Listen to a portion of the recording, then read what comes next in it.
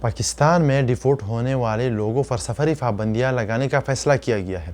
پاکستانی حکام کا کہنا ہے کہ سعودی، دبئی، قطر، بحرین جیسا گلف کنٹری ہے سے ڈیفورٹ کرنے والے لوگوں کا نہ صرف پاسپورٹ منسوخ کرنے کا فیصلہ کیا گیا ہے بلکہ ان کے خلاف FIR بھی درج کیا جائے گا۔ ایک خبر کے مطابق وزارت داخلہ اجلاس میں یہ فیصلہ کیا گیا ہے کہ بیرون ملک سے ڈیفورٹ ہونے والے افراد 5 سال کے لیے پاسپورٹ کنٹرول لسٹ میں ڈال دیا جائے گا۔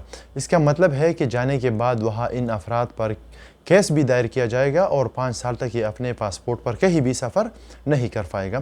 تو چلو یہ جانتے ہیں کہ حکومت نے ڈیفورٹ ہونے والے پاکستانیوں کے خلاف ایکشن لینے کا فیصلہ کیوں کیا ہے۔ وزیر مملکت برائے داخلہ طلال چودھری نے پاسپورٹ منسوخی کے بارے میں کہا کہ پہلے جو لوگ کسی بھی خلاف ورزی کے باعث ڈیفورٹ ہوتے تو صرف ان لوگوں پر سفری پابندی ہوتی تھی، مگر اب طلال چودھری کا کہنا ہے کہ اب جیسے ہی کوئی پاکستانی شہری ڈیفورٹ ہوگا تو اس پر پوری سفری پابندی لگ جائیں گی اور ایسی پابندی کے دوران پاسپورٹ منسوخ رہے گا۔ پاسپورٹ کا غلط استعمال پر اب 3 سے 5 سال تک سفری پابندی رہے گی۔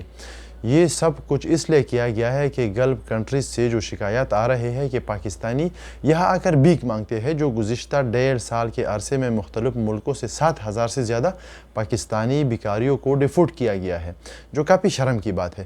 اس میں سب سے زیادہ بیکاری سعودی عرب سے ڈیفورٹ کیے گئے ہیں۔ اس میں 2600 بیکاریوں کا تعلق صوبہ سندھ سے تھی اور 1230 پنجاب سے اور 860 بیکاری KPK یعنی خیبر پختونخوا سے تھے اور باقی بلوچستان اور آزاد کشمیر سے تھے۔ اسی طرح معلوماتی ویڈیوز کے لیے ہمارے ساتھ جڑے رہے ہیں۔